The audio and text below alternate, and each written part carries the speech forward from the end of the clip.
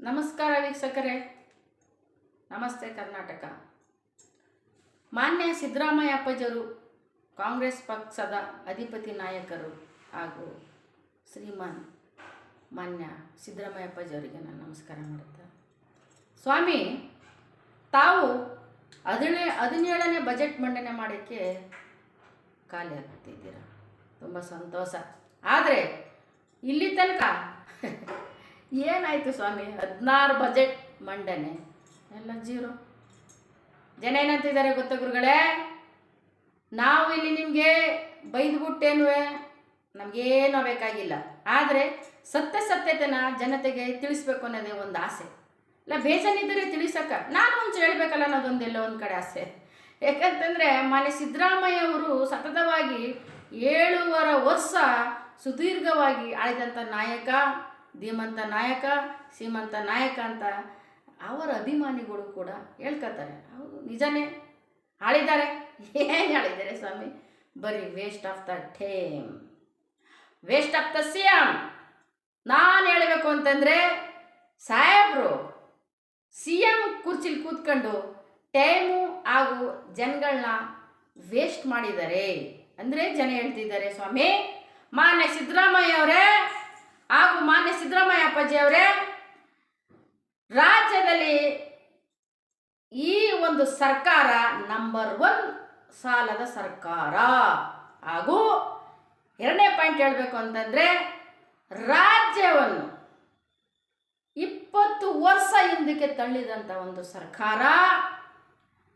KSRTC bus loss ಮಾಡಿದಂಥ ಸರ್ಕಾರ, ಬಸ್ನವ್ರಿಗೆ ಅವ್ಯವಸ್ಥೆ ಮಾಡಿ ಅವ್ರನ್ನ ಹಳ್ಳಕ್ಕೆ ತಳ್ಳಿದಂಥ ಸರ್ಕಾರ. ಕೇವಲ ಒಂದೇ ಒಂದು ಜಾತಿಗೆ, ಒಂದೇ ಒಂದು ಸಮುದಾಯ ಅವರಿಗೆ ಓಲೈಕೆ ರಾಜಕಾರಣ ಮಾಡಿದಂಥ ಸರ್ಕಾರ. ಹಿಂದೂ ಮುಸ್ಲಿಮ್ಸ್ ಅವರಿಗೆ ಬಾಯ್ ಅನ್ನೋಕ್ಕೆ ಹೋಗಿ, ಹಾಯ್ ಅನ್ನೋಕ್ಕೆ ಹೋಗಿ, ಬೇಡ ಅನ್ನೋ ಮಟ್ಟಕ್ಕೆ ನೀವೇ ಮಾಡಿದ್ರಿ. ನಮ್ಮನ್ನ ಯಾವತ್ತೂ ಹಿಂದೂ ಮುಸ್ಲಿಮ್ಸ್ನ ಒಂದು ಮಾಡದಂಥ ಸರ್ಕಾರ.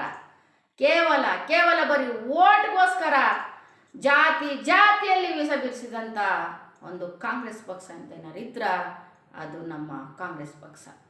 ಹಾಗೆ ಇವತ್ತು ಕನ್ನಡಿಗರ ತಲೆ ಮೇಲೆ ಸಾಲ ಹೊರಿಸಿರುವಂಥ ಸರ್ಕಾರ. ಪ್ರತಿಯೊಬ್ಬ ಕನ್ನಡಿಗರ ತಲೆ ಮೇಲೂ 1,02,244 ರೂಪಾಯಿ ಒಬ್ಬರ ತಲೆ ಮೇಲೆ ಸಾಲ ಇದೆ. ಇವತ್ತು ಕಾಂಗ್ರೆಸ್ ಸರ್ಕಾರ 8 ಕೋಟಿ 10 ಲಕ್ಷ ಸಾಲ ಮಾಡಿ 84 ಕೋಟಿ ಬಡ್ಡಿ ಮಾಡ್ಕೊಂಡಿರುವಂಥ ಸರ್ಕಾರ. ಇವತ್ತು ನಂಬರ್ 1 ಸಾಲ ಸರ್ಕಾರ.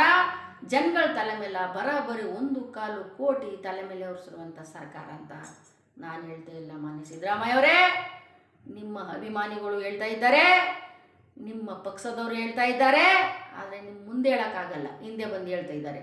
ಹಾಗೂ ಜನರು ಕೂಡ ಅಷ್ಟೇ ನಿಮ್ಮ ಮೇಲೆ ಒಂದು ಚೂರುವೆ ಅಭಿಮಾನ ಇಟ್ಟಿಲ್ಲ. ಏನೋ ನಿಮ್ಮ ಒಂದು ಪುಣ್ಯ, ಇನ್ನೂ CM ಸ್ಥಾನದಲ್ಲಿ ಇದ್ದೀರಿ.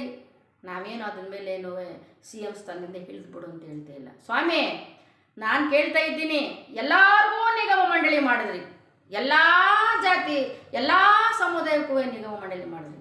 ಆದ್ರೆ ಈ ಕುರ್ಬಾನ್ನ ಪಾಪಿ ಬಡ್ಡಿ ಮಗನಿಗೆ, ಈ ಕುರುಬರಿಗೆ ನೀವು ಒಂದು ಚೂರು ಪ್ರೀತಿ, ಕರುಣೆ, ವಿಶ್ವಾಸ ಏನೂ ತೋರ್ನಿಲ್ಲ.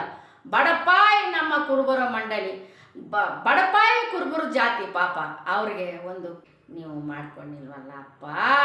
ಕುರುಬರಿಗೆ ಅಭಿವೃದ್ಧಿ ನಿಗಮ ಮಂಡಳಿ ಮಾಡಿ ಆ ಜಾತಿಗೆ ಒಂದು ಸ್ವಲ್ಪನಾರು ಖುಷಿ ಪಟ್ಟರೆ, ಆ ಮಾನ್ಯ ಜನಗಳೇ, ಕರ್ನಾಟಕದ ಜನರೇ, ಇಲ್ಲಿ ಶೋಭಾ ಜಾತಿ ಬಗ್ಗೆ ಮಾತಾಡ್ತಾಳೆ ಅನ್ಕೋಬೇಡಿ ಸ್ವಾಮಿ. ಇದೇ ಕುರುಬರು ಸಿದ್ದರಾಮಯ್ಯನವ್ರನ್ನ ಬೇಜಾರಾಗ್ಬಿಟ್ಟಿದೆ. ಏನು ಮಾಡಿದ್ರಪ್ಪ ಸಮುದಾಯದಲ್ಲಿ ಹುಟ್ಟಿ ಅಂತಾರೆ. ಸಮುದಾಯದಲ್ಲಿ ಹುಟ್ಟಿ ಸಿದ್ದರಾಮಯ್ಯ ಅವರು CM ಆದರೂ ಕಣ ಅಂತ ಹೇಳ್ಬೇಕಂತ ಅಷ್ಟೇ ಹೊರ್ತರ ದಯವಿಟ್ಟು ಕುರುಬರಿಗೆ ಏನೂ ಮಾಡಿಲ್ಲ. ಮಾನ್ಯ ಎಲ್ಲ ಜಾತಿಗೂ ಕೇಳ್ಕೊಳ್ಳೋದಂದ್ರೆ ಎಲ್ಲರೂ ಚೆನ್ನಾಗಿರಿ, ಎಲ್ಲರಿಗೂ ಮಂಡಳಿಗಳು ಮಾಡಿದ್ರು, ನಿಗಮ ಮಂಡಳಿಗಳನ್ನ.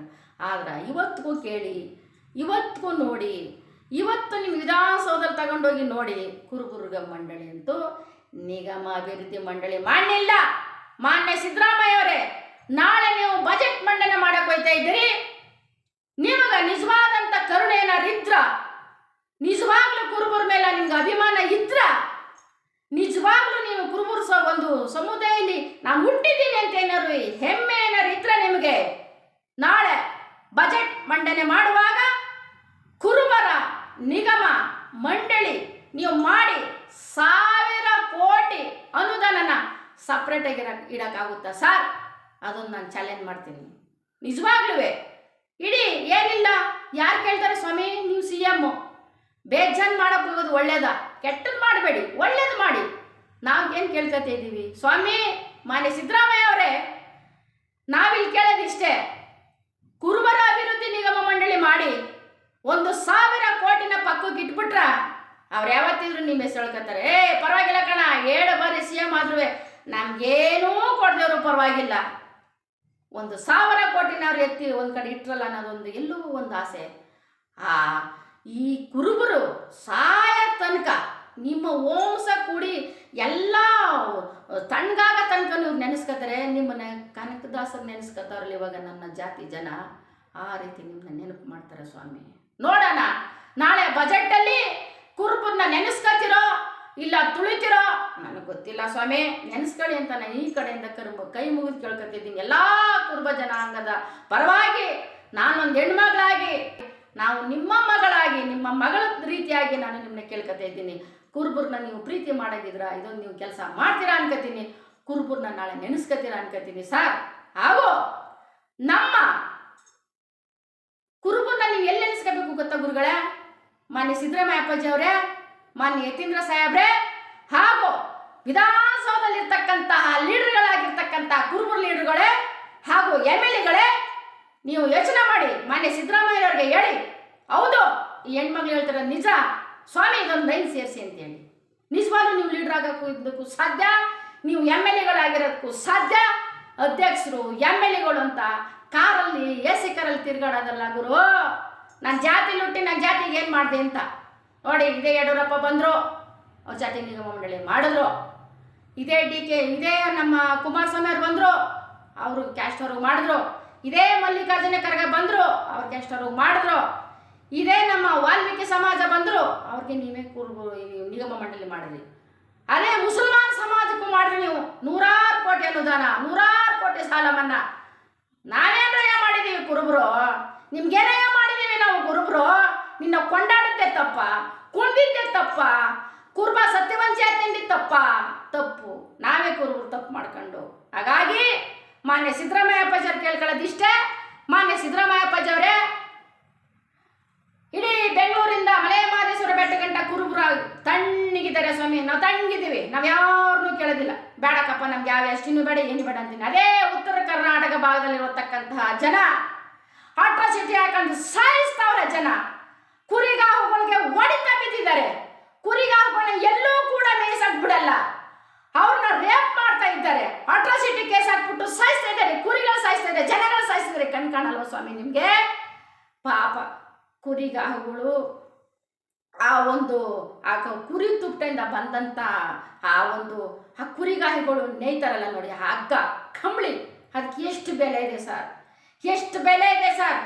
ಇವತ್ತು ವಿಧಾನಸೌಧದಲ್ಲಿ ಇದೇ ಲಕ್ಷ್ಮೀ ಹೆಬ್ಬಾಳ್ಕರ್ ಆಗಿರ್ಬೋದು, ಇದೇ DK ಶಿವಕುಮಾರ್ ಆಗಿರ್ಬೋದು, ಇದೇ ನಮ್ಮ ಮಾಜಿ ಮುಖ್ಯಮಂತ್ರಿ ಆಗಿರ್ತಕ್ಕಂತಹ ಬೊಮ್ಮಾಯಿ ಸಾಹೇಬ್ರಾಗಿರ್ಬೋದು, ಮತ್ತು ನಮ್ಮ ಯಡಿಯೂರಪ್ಪ ಸಾಹೇಬ್ರಾಗಿರ್ಬೋದು, ಇನ್ನೇ ಅನೇಕ MLAಗಳು ಕುರುಬರು ಕಂಬಳಿ ಮತ್ತು ಕುರುಬರು ಮನೆತನ ಹೋಗ್ಲಿರೋದು ನಾನು ನೋಡಿದ್ದೀನಿ. ಆದರೆ ನೀವು ಹೋಗಲಿಲ್ಲ. ಅದಕ್ಕೆ ಇವಾಗ ಕೇಳ್ಕೊತಾ ಇದ್ದೀನಿ ಮಾನ್ಯ ಸಿದ್ದರಾಮಯ್ಯರೇ, ಒಂದು ಅವಕಾಶ ಇದೆ ನಿಮಗೆ. ಕುರುಬರ ಬಗ್ಗೆ ಮಾತಾಡೋಕ್ಕಾಗಲಿ, ಕುರುಬರಿಗೊಂದು ನಿಗಮ ಮಂಡಳಿ ಕೊಡೋದಕ್ಕಾಗಲಿ, ಕುರುಬರನ್ನ ಒಂಚೂರು ಅಲ್ಲಿ ಕೂರ್ಸೋಕ್ಕಾಗಲಿ ನಿಮ್ಮಲ್ಲಿ ಒಂದು ಅವಕಾಶ ಇದೆ. ದಯವಿಟ್ಟು ನಮ್ಮ ಬೆಂಗಳೂರಿಂದ ಮಲೆ ಮಹದೇಶ್ವರ ಬೆಟ್ಟ ಗಂಟ ಕುರುಬರನ್ನ ಬಿಟ್ಟೇ ಬಿಡಿ, ನಾವು ಅಂಗಾರ ಬದುಕತ್ತೀವಿ. ಆದರೆ ಉತ್ತರ ಕರ್ನಾಟಕದ ಜನಕ್ಕೆ ನೀವು ದಯಮಾಡಿ ಎಷ್ಟಿನ ಕೊಟ್ರ ಅವರು ಸಾಯ ತನಕ ನಿಮ್ಮನ್ನ ನೆನೆಸ್ಕೊತಾರೆ ಅನ್ನೋದೊಂದು ನನ್ನ ಮನದಾಳದ ಮಾತು. ದಯವಿಟ್ಟು ವೀಕ್ಷಕರೇ, ನನ್ನ ಮಾತಲ್ಲಿ ಯಾರು ತಪ್ಪು ತಿಳ್ಕೊಬೇಡಿ. ನಮಗೆ ಯಾವುದೂ ಸಿಕ್ಕಿಲ್ಲ. ನಮ್ಮ ಕುರುಬ ಜನಾಂಗದವ್ರಿಗೆ ಪಾಪ 2 ಬಾರಿ CM ಆಗಾರ ಸಿದ್ದರಾಮಯ್ಯನದು ಬಿಟ್ರ. ಮೊನ್ನೆ ಸಿದ್ದರಾಮಯ್ಯರು ಕುರುಬುರ್ಗ ಅಂತ ಏನೂ ಮಾಡಿಲ್ಲ. ಹಾಗಾಗಿ ನಾನು ಕುರುಬುರ್ಗೋಸ್ಕರ ಇವತ್ತು ನಾನು ಒಂಟಿಯಾಗಿ ಮನೇಲಿದ್ದೀನಿ ಅಂತಂದ್ರೆ ಕಾಂಗ್ರೆಸ್ ಪಕ್ಷನೇ ಬೇಡ ಅಂತ ಸಿದ್ದರಾಮಯ್ಯವರು ಕುರುಬರ ಮೇಲೆ ಕರುಣೆ ಇಲ್ಲ ಅಂತೇಳಿ. ಅಷ್ಟು ಬಿಟ್ರ ಸಿದ್ದರಾಮಯ್ಯವ್ರ ಮೇಲೆ ನನಗೆ ಯಾವುದೇ ಕಾರಣಕ್ಕೂ ಕೋಪ ಇಲ್ಲ. ಮಾನ್ಯ ಸಿದ್ದರಾಮಯ್ಯ ಅವರೇ, ನೀವು ಇಲ್ಲಿ ತನಕ ಮಾಮೂಲಿ ಹೆಲಿಕಾಪ್ಟರು ಮತ್ತು ಸಾಮಾನ್ಯ ಹೆಲಿಕಾಪ್ಟರ್ ಓಡಾಡಿರದೆ 2023ರಿಂದ 2026 ತನಕ 48 ಕೋಟಿ ರೂಪಾಯಿ ಖರ್ಚು ಮಾಡಿದ್ದೀರಾ ಬರೀ ಓಡಾಡಕ್ಕೆ. ಅದೇ 48 ಕೋಟಿ ರೂಪಾಯಿನ ನೀವು ಒಳ್ಳೆ ಕಾರ್ ಕೊಟ್ಟಿದ್ರು, ನಿಮಗೆ AC ಕಾರು ಸಾವಿರಾರು ಕೋಟಿ ಬೆಲೆ ಬೀಳೋದು, ಅದಲ್ಲೇ ಓಡಾಡ್ಬಿಟ್ಟು ಆ 47 ಕೋಟಿನ ಉತ್ತರ ಕರ್ನಾಟಕ ಹಾಕಿದ್ರ ಇವತ್ತು ಹೆಮ್ಮೆಯ ಪುತ್ರ ನಮ್ಮ ಸಿದ್ದರಾಮಯ್ಯ ಸಾಹೇಬರು ಅಂತ ಕೊಂಡಾಡ್ತಿದ್ದು. ಇವತ್ತು ನೀವು ಬರೀ ಖಾಲಿ ಹೆಲಿಕಾಪ್ಟ್ರಲ್ಲಿ ವಿಮಾನದಲ್ಲಿ ಓಡಾಡೋದಲ್ಲ ಸ್ವಾಮಿ, ಜನರನ್ನ ಒಂದ್ಸತಿ ಕೆಳಗಿಳಿದು ನೋಡಿ. ಕುರುಬರು ಅಂದ್ರೆ ಎಲ್ಲಿದ್ದಾರೆ ಪಾಪ ಅವರು? ಅಟ್ರಾಸಿಟಿ ಕೇಸ್ ಹಾಕಿಸ್ಕೊಂಡು ಉತ್ತರ ಕರ್ನಾಟಕದವರು ಮಾನ್ಯ ಸಿದ್ದರಾಮಯ್ಯ ಅಪ್ಪಾಜಿ ಅಂತ ಕೊಂಡಾಡ್ತಾರೆ. ಅವ್ರನ್ನ ಒಂದೇ ಒಂದ್ಸತಿ ನೋಡಬಾರ್ದೆ, ಒಂದೇ ಒಂದ್ಸತಿ ಕರುಣೆ ಇಡಬಾರ್ದೆ ಮಾನ್ಯ ಸಿದ್ದರಾಮಯ್ಯ ಅಪ್ಪಾಜಿ ಅವರೇ. ಹಾಗಾಗಿ ನಾನು ಹೇಳೋದಿಷ್ಟೇ, ಇವತ್ತು ಕರ್ನಾಟಕನ ನಂಬರ್ 1 ಸಾಲ ಮಾಡಿದಂಥ ಏಕೈಕ ಒಬ್ಬ ರಾಜಕಾರಣಿ ಏನಾರಿದ್ರ ನಮ್ಮ ಮಾನ್ಯ ಸಿದ್ದರಾಮಯ್ಯ ಅಪ್ಪಾಜಿಯವರು. ಹಾಗೂ ಒಬ್ಬೊಬ್ಬರ ತಲೆ ಮೇಲೆ 1.25 ಕೋಟಿ ಸಾಲ ಹೊರಿಸಿರೋದೆ ಅಂತ ಏನಾರಿದ್ರ ಮಾನ್ಯ ಸಿದ್ದರಾಮಯ್ಯ ಅಪ್ಪಾಜಿಯವರು. ಈ ಸರ್ಕಾರ ಬಂದಮೇಲೆ 5 ಭಿಕ್ಷಾ ಕೊಟ್ಬಿಟ್ಟು ಜನಕ್ಕೆ ಅದಲ್ಲೇ ಲಾಭ ಪಡೆದಂಥ, ಅದಲ್ಲೇ ಡಬಲ್ ಮಾಡ್ಕೊಂಡಂಥ ಏಕೈಕ ಲಾಭ ನಮ್ಮನ್ನ ಭಿಕ್ಷುಕರನ್ನಾಗಿ ಮಾಡಿದಂಥ ಸರ್ಕಾರ ಅಂತ ಏನಾರಿದ್ರ ಇದು ಕಾಂಗ್ರೆಸ್ ಪಕ್ಷ ಮಾತ್ರ. ಸ್ವಾಮಿ, ನಾಳೆ ಬಜೆಟ್ ಮಂಡನೆ ಆದಮೇಲೆ ನೀವು ಇನ್ನೂ 3 ವರ್ಷ ಇರ್ತಿರೋ ಇಲ್ಲೋ ನನಗೆ ಗೊತ್ತಿಲ್ಲ. DK ಸಾಹೇಬ್ರು ಬರೋಲ್ಲ ನನಗೆ ಗೊತ್ತಿಲ್ಲ. ಅದು ನಾನು ಅಷ್ಟು ದೊಡ್ಡೋಳಲ್ಲ. ನೀವು ಯಾರು ನಾನು ಹೇಳಿದ ತಕ್ಷಣ CM ಬದಲಾವಣೆ ಆಯ್ತಾರಂತ ಏನು, ನಾನೇನು CM ಮಗಳ ಅಥವಾ MLA ಮಗಳ, ಸಾಮಾನ್ಯ ಪ್ರಜೆ ಅಷ್ಟೇ. ಆದರೆ ಮಾನ್ಯ DK ಶಿವಕುಮಾರ್ ಸಾಹೇಬ್ರು ಕೇಳೋದಿಷ್ಟೇ, ಸ್ವಾಮಿ ನೀವಾರ ಬರ್ರಿ, ಸಿದ್ದರಾಮಯ್ಯ ಅಪ್ಪಾಜರು ಇರಲಿ, ನಮಗೆ ಏನೂ ತೊಂದರೆ ಇಲ್ಲ.